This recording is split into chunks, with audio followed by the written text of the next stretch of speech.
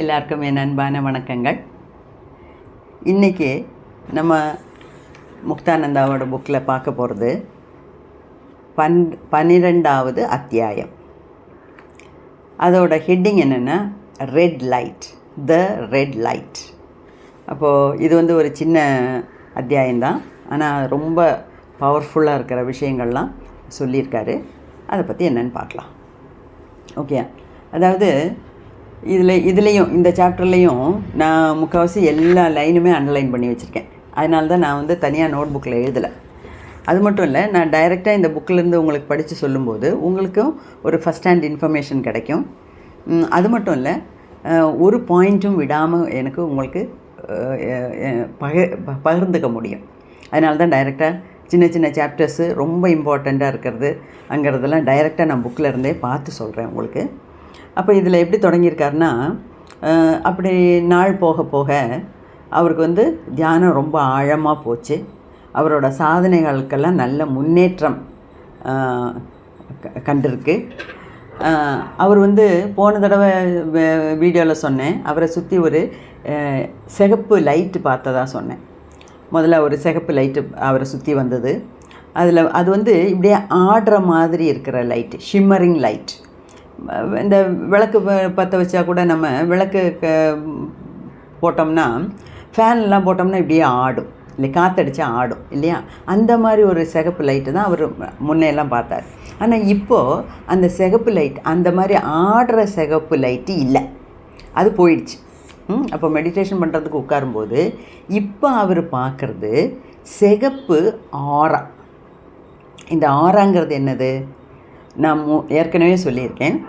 நம்ம கண்ணால் பார்க்குற உடம்பு ஃபிசிக்கல் பாடி, அதாவது ஸ்தூல சரீரம். சூக்ஷ்ம சரீரம்னு ஒன்று இருக்குது. கண்ணால் பார்க்க முடியாத ஒரு சூட்சும சரீரம் ஒன்று இருக்குது. அந்த சூட்சும சரீரத்தை ரெண்டாக சொல்லுவாங்க, அதாவது மென்டல் பாடி அண்ட் ஆஸ்ட்ரல் பாடி. அப்போ இந்த ஆஸ்ட்ரல் பாடி இல்லைன்னா எனர்ஜிக் பாடி இல்லைன்னா இந்த பிராணிக் பாடி தான் இந்த ஆராவாக தெரியுது. ஓகே, ஆராங்கிறது எல்லா பொருளுக்கும் உண்டு, எல்லா மனுஷங்களுக்கும் உண்டு. ஆனால் அந்த ஆராவோட திக்னஸ்ஸு, கலரு இதெல்லாம் நம்ம மனோநிலைக்கு ஏற்ற மாதிரி, நம்ம மூடுக்கு ஏற்ற மாதிரி மாறும். சில சமயம் நல்ல ஆரா விரிஞ்சிருக்கும் ஹாப்பியாக இருக்கும்போது. ரொம்ப சேடாக நம்ம துக்கத்தோடு இருந்தோம்னா ஆரா குறையும். அதே மாதிரி அதோட கலர்லாம் கூட மாறும். இந்த ஆராவுக்கு ஒரு பெஸ்ட் எக்ஸாம்பிள் நீங்கள் சாமி படம்லாம் பார்த்துருக்கீங்கள, மகாலட்சுமி படத்தை பாருங்கள். மகாலட்சுமி தலையை சுற்றி ஒரு மஞ்சளாக இருக்கும், ஒரு கிரீடம் கிடையாது, தலையை சுற்றி ஒரு ஒளி வட்டம், அதுதான் ஆரா. முருகன் படத்தில் பாருங்கள், அப்படி இந்த ரேஸ், இந்த சூரியன்லேருந்து கிரணங்கள் வர மாதிரி போட்டிருப்பாங்க, அது ஆரா. அதுக்கு பேர் தான் ஆரா. அப்போது நம்ம முக்தானந்தாவுக்கும் அந்த மாதிரி ஸ்டெடியான ரெட் ஆரா. ஏன்னா ஏன் ஸ்டெடின்னு இங்கே சொல்கிறாருன்னா, ஸ்டெடினா ஒரே மாதிரி ஆடாமல் அசையாமல் ஒரே மாதிரி இருக்கிற சிகப்பு லைட்டு அவருக்கு பார்க்க முடியுது. முதல்ல ஷேக் ஆகிட்டே இருந்தது, ஆடிக்கிட்டே இருந்தது. சிகப்பு லைட்டு தான், ஆனால் ஒரு மாதிரி வீக்காக இருந்ததுக்கு அதனால் ஆடிக்கிட்டே இருந்திருக்கு. இப்போ ஆடாமல் அசையாமல் சிகப்பு லைட்டு அவரால் பார்க்க முடியுது. அந்த ஆராங்கிறது அவரோட பாடி சைஸுக்கு, பாடி ஷேப்லே இருக்குது. ஆனால் அந்த ஆரா தான் ரெட்டு. அந்த ஆராவோட கலர் ரெட்டு. அது உள்ளேயும் அவரோட உடம்புக்குள்ளேயும் உடம்புக்கு வெளியேயும் அப்படியே பரவி இருக்குது. அதே மாதிரி அவருக்குள்ளே கூட அது அப்படியே தொலைச்சி ஊடுருவி இருக்குது அந்த ரெட் லைட். அது ஆனால் ஆடாமல் அசையாமல் இருக்குது. அதாவது ரொம்ப ஸ்ட்ராங்காக இருக்குதுன்னு வச்சுக்கோங்களேன். அந்த வீக்காக இருக்கும்போது தான் இப்படி ஆடிட்டுருக்கு. இது ரொம்ப ஸ்ட்ராங், உள்ளுக்குள்ளே இருக்குது, பாடிக்குள்ளே இருக்குது, வெளியே இருக்குது, அந்த மாதிரி. ரெண்டாவது இதை அவரால் ரொம்ப நேரம் பார்க்க முடியுது. போன தடவை கொஞ்சம் நேரம் தான் பார்த்தார், அதுக்கப்புறம் அது மறைஞ்சிடுச்சு. இப்போ அப்படி கிடையாது, ரொம்ப நேரம் பார்த்துட்ருக்காரு. அதில் அப்படி எப்படி பார்க்குறாரு? கண்ணை மூடி இருக்கும்போது, அதாவது தியானத்தில் இருக்கும்போது தான் இதெல்லாம் பார்க்க முடியுது. இந்த ஊனக்கண்ணால் இல்லை, ஞானக்கண்ணால் பார்க்குறாரு. அவர் ரொம்ப நேரம் அந்த ரெட் லைட்டை பார்க்க முடியுது. அது மட்டும் இல்லை, பார்த்துக்கிட்டே இருக்கும்போதே அந்த ரெட் ஆரா இருக்கு இல்லையா, அந்த ஒளிவட்டம், அந்த ஒளிவட்டத்திலேருந்து கோடிக்கணக்கான சின்ன சின்ன கிரணங்கள், ரேஸ், டைனி ரேஸ், சின்ன சின்ன கிரணங்கள், அந்த ஸ்பார்க்ஸு அந்த மாதிரிலாம் அதில் வந்துக்கிட்டே இருக்குது. அதெல்லாம் இவரால் கவனிக்க முடியுது. அப்புறம் அப்படியே பார்த்துட்டே இருக்கும்போது அவரை அறியாமல் டீப்பாக போகிறாரு மெடிடேஷனுக்கு. சரி, பதஞ்சலியோட யோக சூத்திரத்தில் 7வது நிலை தான் தியானம், 8வது நிலைங்கிறது சமாதி. அப்போ இவரும் கிட்டத்தட்ட சமாதி ஸ்டேட்டுக்கே போயிட்டாருன்னு வச்சுக்கோங்களேன். அவ்வளோ தூரம் டீப்பாக மெடிடேஷன் அவரால் பண்ண முடியுது இப்போல்லாம். அது மட்டும் இல்லை, சில சமயம் அவர் கை காலெல்லாம் ஆடுது, சில சமயம் யாரோ அவரை பிடிச்சி உடம்பை பிடிச்சி உழுக்கிற மாதிரி தெரியுது, சில சமயம் அப்படியே மைல்டாக ஆடுற மாதிரி இருக்குது. அந்த மாதிரி பலவிதமான ரியாக்ஷன்ஸு உடம்பில் வந்துக்கிட்டே இருக்குது, பலவிதமான மாற்றங்கள் உடம்பில் வந்துக்கிட்டே இருக்குது.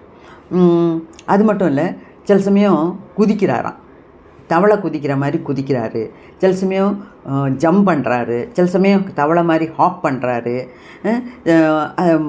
கையெல்லாம் யாரோ பிடிச்சி உழுக்கிற மாதிரி இருக்குது. இந்த மாதிரி பல இதெல்லாம் அதே மாதிரி இது வரைக்கும் செய்யாத யோகா போஸ்டர்லாம் செய்கிற மாதிரி உடம்பு வளையுது, இந்த முறுக்கிட்டுருக்கு அப்படிங்கிறாங்கல்ல, அந்த மாதிரியெல்லாம் வருது. அப்போ அவருக்கு என்ன தோணுதுன்னா, அதாவது யாரோ உள்ளே நுழைஞ்சு, ஏதோ ஒரு சாமி தான் உள்ளே நுழைஞ்சு அவரை இந்த மாதிரிலாம் அவரோட உடம்பை போட்டு பாடாப்படுத்துது அப்படிங்கிற மாதிரி அவருக்கு தோணுது. அதுவும் அவர் கரெக்டாக சொல்கிறாரு. வேறு எந்த சாமியும் கிடையாது, என்னோடய குருதேவ் தான், என்னோட பகவான் நித்யானந்தா தான் எனக்குள்ளே பிரவேசித்து இந்த மாதிரிலாம் பல மாற்றங்களை கொண்டு வராரு அப்படின்னு அவர் உறுதியாக நம்புகிறார். அப்போது இந்த ஞானேஸ்வர் மகாராஜ் அப்படின்னு முன்னே இந்த பேரை சொல்லியிருக்கேன். ஞானேஸ்வர் மகாராஜுங்கிற ஒரு பெரிய மகான் நிறைய போயட்ரி பாடல்கள் எழுதியிருக்கார். அந்த பாடல் வரிகளை இங்கே சொல்கிறார். அதாவது அவரோட அனுபவத்துக்கும் ஞானேஸ்வர் மகாராஜ் எழுதினதுக்கும் ஒரே மாதிரி இருக்குது. அதாவது இந்த ஞானேஸ்வர் மகாராஜுங்கிற மகான் அவரை லார்ட் ஆஃப் யோகான்னு பேசிக்கிறாங்க. லார்ட் ஆஃப் யோகானா அப்போ நிறைய யோகா கற்றுக்கிட்டவர், யோகா ப்ராக்டிஸ் பண்ணுறவர், அவர் நிறைய குருமார்களுக்கு குருவாக இருந்திருக்கார். அப்போது அவர் எழுதினதெல்லாம், அதாவது ஒரு மனுஷனுக்கு, ஒரு சாதகனுக்கு குருவோட கடாட்சம் கிடச்சிருச்சுன்னா, குருவோட இனிஷியேஷன் கிடச்சிருச்சுன்னா அதுக்கப்புறம் என்னெல்லாம் உடம்பில் மாற்றங்கள் நிகழும் அப்படிங்கிறத குறித்து அவர் நல்ல விலாவாரியாக எழுதியிருக்காரு அந்த செய்யுள்ள அந்த பாடல்களில். அது இவர் என்ன சொல்கிறாருன்னா, அது டெஸ்டிமோனி, நிறைய ஹையஸ்ட் ட்ரூத்துக்கு உண்டான டெஸ்டிமோனி. அதாவது அவர் சொன்னதெல்லாம் 100% சரி அப்படின்னு சொல்கிறார். ஏன்னா இப்போ எனக்கு அதை பற்றி 100% சரின்னு சொல்ல முடியாது, இது 50% சரி 50% தப்புன்னு சொல்ல முடியாது. ஏன்னா எனக்கு அந்த மாதிரி அனுபவங்கள் எனக்கு இன்னும் வரல. எப்போ நமக்குன்னு அனுபவம் வருதோ அப்போ தான் நம்ம தெரிஞ்சுக்கிட்ட அறிவு ஞானமாக மாறும். ஓகே, அப்படி பார்க்கும்போது முக்தானந்தா என்ன சொல்கிறாரு, இந்த ஞானேஸ்வரர் சொல்கிறது 100% கரெக்ட். ஏன்னா அவர் சொல்லியிருக்க மாதிரியே முக்தானந்தாவுக்கு நடக்குது. ஸோ முக்தானந்தா அனுபவப்படுறதுனால இவர் 100% இவர் சொன்னது கரெக்டு அப்படின்னு சொல்ல முடியுது. ஓகே, அவர் என்ன தான் சொல்கிறாருன்னு பார்க்கலாம். அவர் என்ன சொல்கிறாருன்னா, the whole body is like a lotus. நம்ம உடம்பே ஒரு தாமரைப்பூ மாதிரி இருக்குது. அதுக்கு 4 இதழ்கள் தான் இருக்குது. அந்த 4 இதழ்களில் அந்த லேயர், கலரு, அதோட டெக்ஸ்சர் இதெல்லாமே மாறுது அப்படிங்கிறாரு. அதாவது கரெக்டாக சொல்லப்போனால் மூலாதார சக்கராவுக்கு 4 இதழ் தான். ஏற்கனவே இந்த சக்ராஸை பற்றி சொல்லும்போது நான் சொல்லியிருக்கேன், இந்த இதழ்கள்னு சொல்கிறதெல்லாம் ஒவ்வொரு குணங்கள், அதாவது அந்தந்த சக்ராவுக்கு உண்டான குணங்கள்.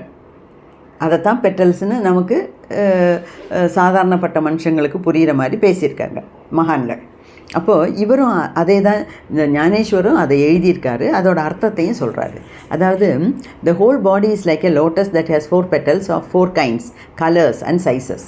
அப்போ 4 இதழ் தாமரை, அந்த ஒவ்வொரு இதழுக்கும் ஒரு கலர் உண்டு, அதோட குணாதிசயங்கள் வேறு மாதிரி அப்படிங்கிறார். அப்போது ஒன்றொன்றுக்கும் ஒரு தலையான சிக்னிஃபிகன்ஸ், அதுக்கு ஒன்றொன்றும் உண்மையானது, ஒன்றொன்றும் முக்கியமானது அப்படிங்கிறாங்க. ஃபஸ்ட்டுங்கிறது இப்போ நம்ம 5 கோஷாஸை பற்றி படித்தோம்ல, கிட்டத்தட்ட இதுவும் அது மாதிரி தான். அதாவது ஃபிசிக்கல் பாடி, மென்டல் பாடி, ஆஸ்ட்ரல் பாடி, அப்புறம் புத்தி பாடி, அப்புறம் பிளிஸ் பாடி. அந்த மாதிரி 5 பாடிஸ், 5 லேயர்ஸ், 5 கோஷாஸ் படித்தோம் இல்லையா? அதே தான் கிட்டத்தட்ட இவரும் அதே தான் சொல்கிறார். அதாவது ஃபஸ்ட்டு பாடிங்கிறது கிராஸ் பாடி. கிராஸ் பாடினா இந்த ஃபிசிக்கல் பாடி, இந்த பூத உடல், பரு உடல், அதுதான் ஃபிசிக்கல் பாடி. அது சிகப்பாக இருக்குமா. அதுக்கு உள்ளே போனோம்னா அதை விட சட்டில்னா ரொம்ப அதிசூட்சுமமான, அதாவது நம்ம அது அந்த ஸ்தூல உடம்பு, ஸ்தூல சரீரம், சூட்சும சரீரங்கிறோம். ஸ்தூல சரீரங்கிறது இந்த ஃபிசிக்கல் பாடி, அது நம்ம கண்ணால் பார்க்க முடியுது. சூட்சும சரீரங்கிறது நமக்கு சாதாரண ஊனக்கண்ணால் பார்க்க முடியாது. இந்த நெற்றிக்கண் திறந்தால் தான் அதை பற்றி நம்ம ஃபீல் பண்ண முடியும். அந்த சூட்சும சரீரத்தை பற்றி இங்கே 2வது சட்டில் பாடி அப்படிங்கிறார். அப்போ 2வது லேயருங்கிறது சட்டில் பாடி. அது நம்ம தூங்கும்போது உண்டான நிலைமை. அதாவது பாடினா இப்படி அப்படியே ஒவ்வொரு பாடியாக, அதாவது உடம்பா அப்படியே பிடிச்சி வைக்கிறோம், அப்படி இல்லை. ஒரே உடம்பில் ஒரே ஆஸ்ட்ரல் லேயரில் இந்த மாதிரி மாற்றங்கள்லாம் வருது அப்படின்னு சொல்கிறாரு. ஓகே, இன் விச் அப்போது அது மட்டும் இல்லை, அது மனுஷனோட ஒவ்வொரு மனோநிலை, அதாவது மனுஷனோட அவஸ்தைகள் பற்றி சொல்கிறாங்க. இப்போ நம்ம இந்த கிராஸ் பாடி இல்லைன்னா ஃபிசிக்கல் பாடின்னு என்ன அர்த்தம்? நம்ம கான்ஷியஸாக இருக்கோம். இப்போ நான் என்ன பேசுகிறேன்னு எனக்கு தெரியும், நீங்கள் என்ன கேட்குறீங்கன்னு தெரியும், எதை பற்றி கேட்குறீங்கன்னு தெரியும். இது அப்போ நமக்கு அவேர்னஸ் இருக்குது, இந்த உடம்பை பற்றின ஒரு விழிப்புணர்வு உண்டு இல்லையா? அதுதான் ஃபஸ்ட்டு ஸ்டேஜ். செகண்ட் ஸ்டேஜுங்கிறது நம்ம நல்ல டீப்பாக தூங்கும்போது அந்த இந்த ட்ரீம்ஸு, அதாவது கனவுகள் வர்ற தூக்கம், அது செகண்ட் ஸ்டேஜ். அந்த செகண்ட் ஸ்டேட்டுக்கு அது நம்ம இந்த பெருவிரல் சைஸுக்கு தான் இருக்குமா அந்த பாடி. பெருவிரல் சைஸுக்கு இருக்குது, அதோட கலர் வெள்ளை. அப்போ 2 பாடி ஆச்சா? ஃபஸ்ட்டு பாடி ரெட்டு, 2வது பாடி வெள்ளை, 3வது பாடி அதுக்கு காசல் பாடின்னு பேர். அந்த காசல் பாடி என்ன கலரில் இருக்குன்னா கருப்பு கலரில் இருக்கும். அடுத்தது சூப்ரா காசல் பாடி. சூப்ரா காசல்னால் அதுக்கு மேலே உள்ளது. அந்த சூப்ரா காசல் பாடிக்கு என்ன கலரு? ப்ளூ. அப்போது முக்தானந்த் என்ன சொல்கிறாரு, இந்த இதில் அந்த ரொம்ப முக்கியமானது இந்த ப்ளூ கலர் தான். இப்போது இதெல்லாம் இப்போ நம்ம சொல்லும்போது முக்தானந்தாவுக்கு என்ன வந்தால் நமக்கு என்ன அப்படின்னு நம்ம நினைக்கக்கூடாது. ஒரு மகான் தனக்கு உண்டான அனுபவங்களை மெனக்கட்டு உட்கார்ந்து எழுதி ஒரு புக்கு வடிவத்தில் கொண்டு வர்றாங்கன்னா அது ஆல்ரெடி அவரே சொல்லிட்டார். This is for the seekers. சீக்கர்ஸ்னால் என்ன? அதாவது தேடுதல் உள்ளவங்களுக்கு. அதாவது ஆன்மீக பயணத்தை தொடரணுமா வேண்டாமா, ஆரம்பிக்கணுமா வேண்டாமா, தொடரணுமா வேண்டாமா, எங்கே வச்சு நிறுத்தலாம் அப்படிங்கிற நினைப்பிலே நம்ம இருக்கோம். தியானம் பண்ணணுமா வேண்டாமா, இன்றைக்கி வேண்டாம் நாளைக்கு பண்ணலாம், நாளைக்கு வந்தால் நாளைக்கு வேண்டாம், சண்டே பண்ணலாம், சண்டே வேண்டாம், இல்லை குவார்ட்டர்லி லீவில் ஒரு 10 நாள் கிடைக்கும், நான் பாரு எப்படி பண்ண போகிறேன். அந்த மாதிரி போஸ்ட்போன் பண்ணிக்கிட்டே இருக்கிறது மனசோட சஞ்சலங்கள் நிறைஞ்ச ஒரு மனசோட ஐடியா அது. ஓகே, அப்போது இந்த மாதிரி ஒவ்வொரு லேயராக நம்ம டீப்பாக மெடிடேஷன் பண்ணும்போது தான் நமக்கும் இந்த மாதிரி அனுபவங்கள் கிடைக்கும். ஆனால் ஒரு வேர்ட் ஆஃப் காஷன் இப்போவே சொல்கிறேன், ஒவ்வொருத்தவங்களுக்கு கிடைக்கிற அனுபவம் ஒவ்வொருத்தவங்களோட கர்மாவை, அவங்களோட ப்ரீவியஸ் லைஃபு எத்தனையோ விதத்தை சார்ந்து இருக்கும். இப்போ முக்தானந்தாவுக்கு ரெட் லைட்டு, அப்புறம் white light, black light, blue light, எல்லா லைட்டையும் பார்த்தார். இப்போ நமக்கு இந்த மாதிரி லைட்லாம் தெரியணுங்கிற அவசியமே இல்லை. சில சமயம் நம்ம அது போன ஜென்மத்தில் பார்த்துருக்கலாம், அல்லன்னா இனிமேல் வரப்போகிற ஜென்மத்தில் பார்க்கலாம், அல்லன்னா இந்த ஜென்மத்திலையும் பார்க்கலாம்.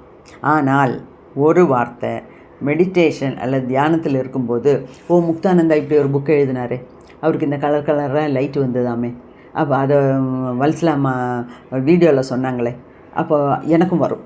அப்போ இன்றைக்கி நான் உட்காரும்போது எனக்கு ரெட் லைட்டு தெரியணும் அப்படிங்கிற மாதிரி நம்ம கற்பனையில் கூட நினச்சிட்டு உட்காரக்கூடாது.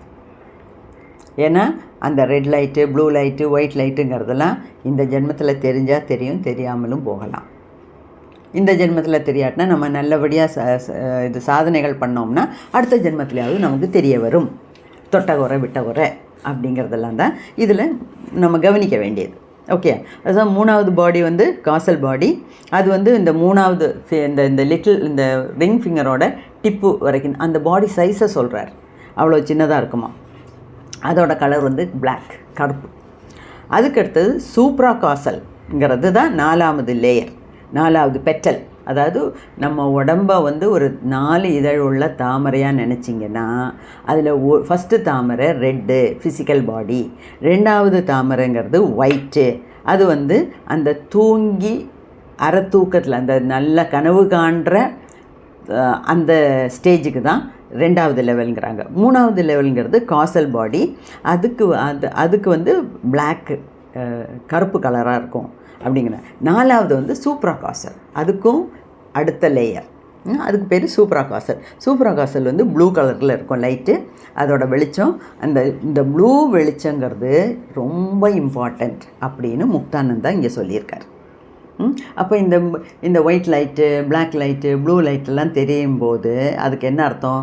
நம்ம அதாவது மெடிடேஷனில் தியானத்தில் முன்னேறிக்கிட்டு வரோம் அப்படிங்கிறது அதோட அர்த்தம். ஓகே, அப்புறம் அவர் என்ன சொல்கிறாரு, இது வந்து வேறு ஒன்றும் இல்லைங்க, என்னோடய குரு என் உடம்பில் உட்காந்து, அதான் இங்கே சொல்கிறார்ல, என்னோடய கையெல்லாம் யாரோ ஒருத்தர் பிடிச்சி முறுக்கி பிழிகிற மாதிரி இருக்குது. அதாவது ஏதோ ஒரு டெய்ட்டி, ஏதோ ஒரு சக்தி, ஒரு நல்ல சக்தியோ கெட்ட சக்தியோ உள்ளே வந்து உட்காந்து என்னை ஆட்டி படைக்குது அப்படின்னார் இல்லையா. இப்போ அவர் ரொம்ப கிளியராக இருக்கார். இது வந்து யாரும் என்னை வெளியிலேருந்து வந்து ஆட்டி படைக்கலை, இது வந்து என்னோடய குருநாதர் செய்கிற வேலை. அதாவது என்னோடய குருநாதரோட விளையாடல். அவர் என்னோடய குருநாதர் என்னோடய உடம்புல ஏறி குண்டலினி சக்தியை தூண்டி விட்டுருக்கலாம். ஆனால் மெயினாக நான் இங்கே என்ன நினைக்கிறேன்னா, இப்போ குருதேவ் உள்ளே வந்திருப்பார் இல்லைங்களே. ஆனால் அந்த குருதேவோட சக்தியினால் முக்தானந்தாவோட பழைய பிறப்புகளோட பதிவுகளை அறவே நீக்கிறதுக்கு தான் நம்ம இவர் நித்யானந்தா ட்ரை பண்ணுறாரு அப்படின்னு எனக்கு தோணுது. அப்போது இந்த மாதிரியெல்லாம் 4 லேயர் இருக்குது அப்படிங்கிறாரு. அப்போது இந்த கலர்லாம் பார்க்கும்போது நம்ம பயந்துடக்கூடாது, கண்ணை திறந்துடக்கூடாது. கலர் பார்த்தோமா அதை பார்த்துட்டு ரசிச்சுக்கிட்டு, ஐயோ எவ்வளோ அழகாக இருக்குது, அப்படி இருக்குது இப்படி இருக்குதுன்னு அதை பார்த்து ரசிச்சுட்டு அதோட விட்டுறணும் அப்படின்னு சொல்கிறார். அப்போது இவர் இன்னும் என்ன சொல்கிறாருன்னா, அதாவது அந்த குருநாதனோட அனுகிரகம் உள்ளே போய் இனிஷியேஷன் ஆச்சுல்ல இவருக்கு. அப்போ குருநாதனோட அனுகிரகம் உள்ளே போய் அவரோட குண்டலினி சக்தியை தூண்டி விட்டுருச்சு. அதனால தான் இந்த மாதிரியெல்லாம் நடக்குது. பல பல கலர்கள் பார்க்குறாரு. ஒவ்வொரு உடம்பும், அவரோட உடம்பே இப்படி பல லேயரில் இருக்கிறத கவனிக்கிறாரு. அப்போ இவர் என்ன இன்னும் இங்கே வந்து இன்னொரு பேச்சு வருது. அதாவது நம்ம உடம்புங்கிறது அது யூஸ்லெஸ், அதாவது ஒன்றத்துக்கும் லாயக்கில்லைன்னு சொல்லி தள்ளிட முடியாது. அதே சமயத்தில் நான் தான் இந்த உடம்பு அப்படின்னு உடம்பையே எப்போ சதா சர்வகாலமும் நினச்சிக்கிட்டு இருக்க முடியாது. அதாவது 3000 பாட்டு எழுதின திருமூலரோட திருமந்திரத்திலேயே சொல்லியிருக்காரு. அதுலேயோ வேறு இதுலேயோ, காயமே இது பொய்யடா காற்றடைத்த பையடா அப்படின்னு. அப்போ அது காயம்னா உடம்பு, உங்களுக்கு தெரியும். இந்த உடம்புங்கிறது வெறும் காற்று ஊதுன பலூன். ஒரு சின்ன ஓட்டை போடுங்க, காற்றெல்லாம் வெளியே வந்துடும், பலூன் சொங்கி போயிடும். அந்த மாதிரி சரி, ஒரு விதத்தில் நமக்கும் நம்ம லைஃப் அப்படி தாங்க. இந்த செகண்ட் நான் உங்கள்கிட்ட பேசிகிட்டு இருக்கேன், இந்த செகண்ட் நீங்கள் என்னோடய வீடியோவை கேட்டுட்ருக்கீங்க. அடுத்த செகண்டு எனக்கு என்ன நடக்கும், உங்களுக்கு என்ன நடக்கும், யாருக்கு தெரியும்? யாருக்குமே தெரியாது. அப்போது அவ்வளோ தூரம் நிலையில்லாத ஒரு வாழ்க்கையை நம்ம வாழ்ந்துட்டுருக்கோம். அது மட்டும் இல்லை, ரமண மகர்ஷி சொன்னார், ஹூ ஆம் ஐ, நான் யார் அப்படிங்கிற கேள்விக்கு நீ பதில் கண்டுபிடிச்சிட்டு வாப்போ, அதுதான் உன் சாதனையே. நீ பதில் கண்டுபிடிச்சி கரெக்டாக சொல்லிட்டியா, உனக்கு முக்தி, அதுதான் உனக்கு முக்தி அப்படின்னு சொல்லி அனுப்புகிறார். அப்போது அந்த மாதிரி அதாவது காயமே இது பொய்யடா காற்றடைத்த பையடான்னு கூட அப்படி சொன்னால் கூட இந்த காயத்தை வச்சு தான், இந்த உடம்பை வச்சு தான் நம்மளால் இறைவனை அடைய முடியும். அதனால தான் அரிது அரிது மானிடராய் பிறத்தல் அரிது அப்படின்னு சொல்லியிருக்காங்க. ஏன்னா ஒரு மனுஷ ஜென்மம் எடுக்கும்போது தான் அந்த மனுஷன் ஜென்மத்துக்கு மட்டும்தான் தெரியும் ஆத்மானா என்ன, உயிர்னா என்ன, கடவுள்னா என்ன, கடவுள் எங்கே இருக்கார், எப்படி இருப்பார், சிகப்பா வெளுப்பா, இதெல்லாம் தெரியுது. அப்போது அந்த உடம்புங்கிறது காற்றடைச்ச பையானா கூட உடம்புங்கிறது இம்பார்ட்டண்ட். திருமூலரே சொல்கிறாரு, நான் முதல்ல எல்லாம் நான் ஊனென்று இருந்தேன் அழுக்கென்று இருந்தேன் அப்படிங்கிறார் இல்லையா. அதாவது இதெல்லாம் வேஸ்ட்டு. ஏன்னா ஹூ ஆர் யூ, நீங்கள் யார் அப்படின்னா, நான் இந்த உடம்பு இல்லை, நான் இந்த மனசும் இல்லை. ஏன் இந்த உடம்பும் மனசும் இல்லைங்கிறோம்? ஏன்னா இந்த உடம்பு மனசும் அழியக்கூடியது. அழியாத நிரந்தரமாயிட்டு நிலைச்சிருக்கும் ஒரே ஒரு சக்தி நமக்குள்ளே இருக்குது, அதுதான் ஜீவாத்மா. அப்போ ஜீவாத்மாவை அல்ல இந்த மனுஷ உடம்பு எடுத்ததுக்கு அர்த்தம் என்ன? அந்த பரமாத்மாவை போய் அடையணும். அப்போ இந்த உடம்பை இங்கே கீழே விட்டுட்டு போயிடுவோம், பூமாவை தேவிக்கே திருப்பி கொடுத்துட்டு போயிடுவோம். அந்த நம்ம உடம்பில் இருந்த உயிரும் ஆஸ்ட்ரல் பாடி, எனர்ஜி பாடியும் தான் சேர்ந்து மேலே போகும். இப்போது ஒரு ஆள் இறந்து படுத்திருக்க மாதிரியும் அந்த பாடி சைஸுக்கே வெள்ளையாக ஒரு உருவம் அப்படியே அங்கேருந்து எழுந்திரிச்சு மேலே போகிற மாதிரி எல்லாம் நம்ம சினிமாவில் பார்த்துருக்கோம் இல்லையா, புக்ஸில் கூட படிக்கிறோம், நிறைய வீடியோஸ் எல்லாம் கிடக்கு. அதுதான் அந்த மாதிரி மேலே எழும்பி போகுதில்ல, அதுதான் நம்ம மென்டல் பாடி அண்ட் ஆஸ்ட்ரல் பாடி, அதுதான் ஆவி. ஓகே, அப்போது இவர் என்ன சொல்கிறாரு, இந்த உடம்பை வச்சு தான் நம்ம நல்லதும் செய்கிறோம் கெட்டதும் செய்கிறோம். ஆனால் இந்த உடம்பை வச்சுட்டு இருந்தால் தான் உடம்பை I am not the body, I am not the மைண்டுங்கிறதுனால தள்ளி விட முடியாது. ஏன்னா சாதனை பண்ண, திங்க் பண்ண, கடவுள் எங்கே இருக்காருன்னு தேடி கண்டுபிடிக்க நமக்கு புத்தி வேணும் இல்லையா, அறிவு வேணும். ஒரு 1000 புக்காவது படிச்சிருக்கணும். அப்போ அதை பற்றி என்ன சொல்லியிருக்காங்கிறது கொஞ்சத்துக்கு கொஞ்சமாவது நமக்கு நூல் அறிவு கிடைக்கும், புஸ்தகத்தில் இருந்து கிடைக்கிற அறிவாவது நமக்கு கிடைக்கும். ஓகே, அப்போது அவர் என்ன சொல்கிறாரு, இந்த உடம்புங்கிறத நம்ம கெட்டது வேண்டான்னு தள்ளி விட முடியாது. ஏன்னா அந்த உடம்பை வச்சுட்டு தான் நம்ம எப்படி வாழ போகிறோம், எவ்வளோ தூரம் சாதனை பண்ண போகிறோம், எப்படி இறைவனை அடைய போகிறோம், எப்படி முக்தி கிடைக்கிது அப்படிங்கிறதெல்லாம் நமக்கு தெரியணும். செய்யணும்னா அதுக்கு இந்த உடம்பு வேணும் அப்படின்னு சொல்கிறார். ஓகே, இதே உடம்பை வச்சு தான் நல்ல காரியம் பண்ணுறோம், இதே உடம்பை வச்சு தான் கெட்ட காரியங்கள் பண்ணுறோம், இதே உடம்பை வச்சு நல்லதும் நல்லது கெட்டதெல்லாம் நம்மளால் புரிஞ்சிக்க முடியுது.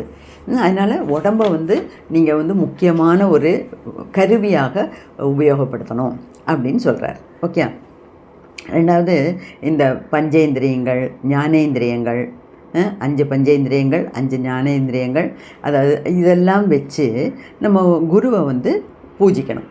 ஓகே, அப்போது அந்த குருவோட கடாட்சம், குருவோட அனுகிரகம் குருஸ் கிரேஸ் அப்படிம்பாங்க. அந்த கிரேஸுங்கிறதுக்கு பேரே அனுகிரகம். அந்த அனுகிரகம் இருந்தால் தான் ஒரு ஆளுக்கு இந்த மாதிரியெல்லாம் சேஞ்சஸ் வரும் மெடிடேஷனில் அப்படிங்கிறார். அப்போது இதை வச்சு தான் நம்ம நல்லது பண்ணுறோம், இதை வச்சு தான் கெட்டது பண்ணுறோம். அப்போது இது மாதிரிலாம் இந்த உடம்புக்கு தான் பஞ்சேந்திரியங்கள் இருக்குது. பஞ்சேந்திரியங்கள் 5 சென்ஸ் ஆர்கன்ஸ் இருக்குது. அதே மாதிரி பஞ்ச பிராணன், அதாவது பிராணன், அபானன், உதானன், சமானன், வியானன், அந்த மாதிரி 5 டைப் ஆஃப் ஏர் இருக்குது இல்லையா.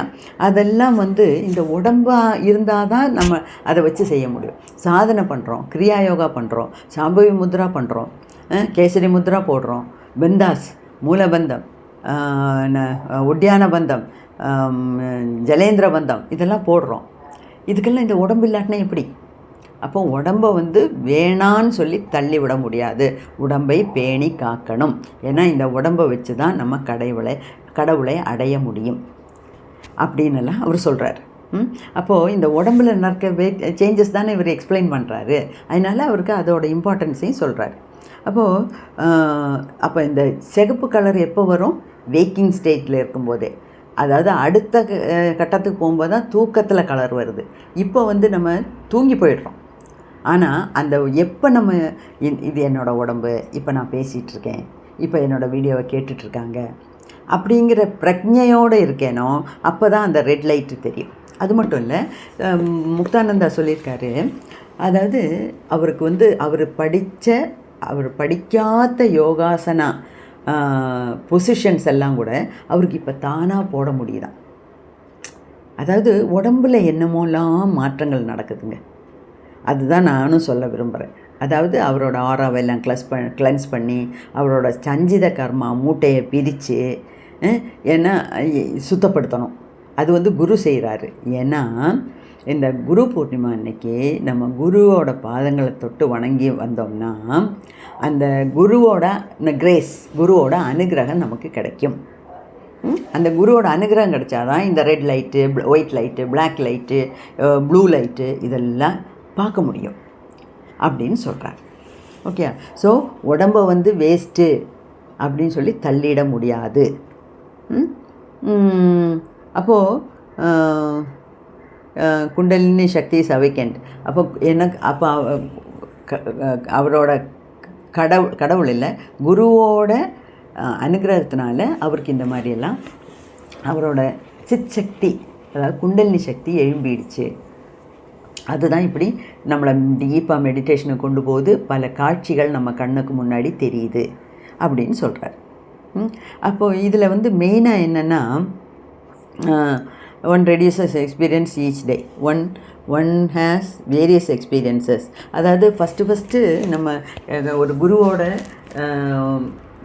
இனிஷியேஷன் வாங்கிட்டோம்னா நமக்கு கிடைக்க போகிறதெல்லாம் அதுக்கப்புறம் அதை விட மேல் தளத்தில் உள்ள அனுபவங்கள் நமக்கு கிடைக்குது. Red light, white light, black light, blue light பார்க்கலாம், வேறு உலகத்துக்கு ஆஸ்ட்ரல் ட்ராவல் பண்ணலாம், சஞ்சாரம் பண்ணலாம். இதுக்கெல்லாம் நம்ம அடிப்படையாக வேணுங்கிறது நம்ம உடம்பு தான். அதையும் நீங்கள் பேணி காக்கணும் அப்படிங்கிறார். அதே மாதிரி ரெட் லைட்டோட அனுபவத்தை நம்மள்கிட்ட ஷேர் பண்ணிக்கிறார். Over long different kriyas. அப்போ இந்த கிரியா யோகா, பிராணாயாமம், மூச்சு பயிற்சி இதெல்லாம் இவர் கற்றுக்கிட்டு செஞ்சாரா இல்லையான்னு எனக்கு தெரியல. ஆனால் இப்போ யாரோ இவர் உடம்புக்குள்ளே புகுந்து இவரை செய்ய வைக்கிற மாதிரி இவர் ஃபீல் பண்ணுறார். Okay, when meditation on the red light begins, 1 or 2 various experiences each day, and through some experiences one's connection with the subtlety increases and nadis become purified. அதுதான் இதில் நான் வந்து இப்போ முக்தானந்தா வந்து ஒட்டகம் மாதிரி கத்துறாரு, புலி மாதிரி கத்துறாரு. இன்னொரு இடத்துல கூட சொல்லுவார், புலி மாதிரி கத்தி கத்தி பசுவெல்லாம் அங்கேருந்து ஓடி போயிடுச்சான். அப்படிலாம் இருக்கிறது கிளென்சிங் நடக்குது. அதாவது இவருக்கு முக்தி தேடணும்னா ஜென்மமாக பண்ணின பாவ மூட்டைகளை சஞ்சித கர்மாங்கிற பேரில் சுமந்துட்டுருக்கோம் இல்லையா நம்ம எல்லாருமே. அதிலிருந்து இந்த சஞ்சித கர்மாவோட பையிலேருந்து ஒவ்வொரு கர்மாவாக கழிக்கிறார். யார்? முக்தானந்தாவோட கர்மாவை அவரோட குருதேவ் கழிக்கிறார். போ போ, அது போ, அப்படி போ, இப்படி போ, வேண்டாத நெகட்டிவிட்டியெல்லாம் எடுத்து போட்டு. அதாவது குருவுக்கு புரிஞ்சிருச்சுங்க, முக்தானந்தாங்கிற சிஷ்யன் ரொம்ப பக்தியாக இருக்கான் நம்ம மேலே. அப்போ அதுக்கு தான் நீ ஒரேடியா என் மேலே பக்தியாக இருக்காதுன்னு சொன்னால் ஓம் நம சிவாய சொல்லு, குரு ஓம் சொல்லாத, ஓம் நம சிவாய சொல்லு அப்படின்னு கூட சொல்லி கொடுக்குறாரு. அப்போது இந்த முக்தானந்தாவுக்கு எப்படியும் முக்தி கிடைக்கணும் அப்படின்னு அவரோட குருவோட ஆசை. அதனால் குரு வந்து அவரை வழி நடத்தி செல்கிறார். அது இவருக்கும் தெரியும், முக்தானந்தாவுக்கும் ஈஸியாக புரியும்.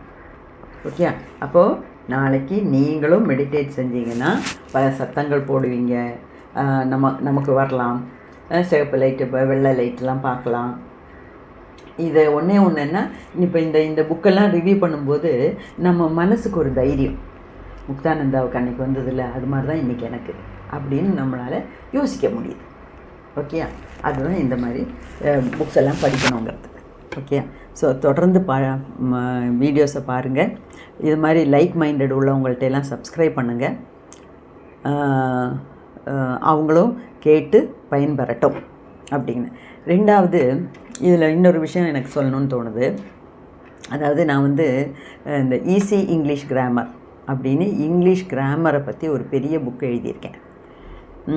அதே மாதிரி அந்த புக்கில் 18 சாப்டர்ஸ் இருக்குங்க. 18 அந்த 18 சாப்டர்ஸையும் நான் ஆடியோ அதாவது பேசி வீடியோவாக பண்ணியிருக்கேன்.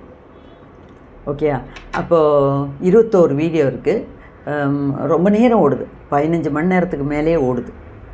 அப்போது இந்த உண்மையிலே யாருக்காவது உங்களுக்கு தேவைன்னா, இல்லைன்னா உங்கள் வீட்டில் யாருக்காவது தேவைன்னா, உங்களோட ஃப்ரெண்ட்ஸு யாருக்காவது வேணும்னா இந்த ஈஸி இங்கிலீஷ் கிராமருங்கிற புக்கு இருக்குது. அதை பற்றின வீடியோ போட்டிருக்கேன். என்னோடய புக்கை பற்றின வீடியோவை பற்றியும் என்னோடய யூடியூப் சேனலில் போட்டிருக்கேன். அதாவது ஒரு புது சேனல் தொடங்கியிருக்கேன். அதாவது அபண்டன்ஸ் பப்ளிகேஷனுங்கிறது என்னோடய பிரிண்டிங் கம்பெனி பேர். அந்த கம்பெனி பேரில் அபண்டன்ஸ் பப்ளிகேஷன்னு வேறு யூடியூப் சேனல் பேர் இல்லாதனால, வேறு யாரும் வைக்காதனால என்னோடய பப்ளிகேஷன் பேரையே வச்சு இன்னொரு புது சேனல் தொடங்கி அதில் என்னோடய புக்கை பற்றியெல்லாம் போடுறேன். அதோட லிங்க் அனுப்புகிறேன், நீங்களும் பாருங்கள், பார்த்து வைங்க. இந்த 18 சாப்டரோட 21 வீடியோவாக போட்டிருக்கேன்ல, அது தமிழ்லையும் நான் போடுறேன். நான் போட்டுட்டேன், எடிட்டிங் நடக்குது. அப்போது இங்கிலீஷ் வாங்கி படித்தா எனக்கு தேவையில்லை, நல்லா தான் இருக்குது, எனக்கு இங்கிலீஷ் இம்ப்ரூவ் ஆகணுன்னா இங்கிலீஷ் வீடியோஸ் பாருங்கள். இல்லை எனக்கு இந்த புரிஞ்சுக்கிறது ஃபஸ்ட்டு தமிழில் நல்லா புரிஞ்சுக்கணுன்னா தமிழ் வீடியோஸ் கூட நீங்கள் வாங்கி பார்க்கலாம். ஸோ அதை பற்றிலாம் நிறைய 2 வீடியோஸ் இப்போ போட்டிருக்கேன். அதோட லிங்க் நான் டிஸ்கிரிப்ஷனில் தரேன், அதை கவனமாக கேளுங்க. நன்றி, நமஸ்காரம்.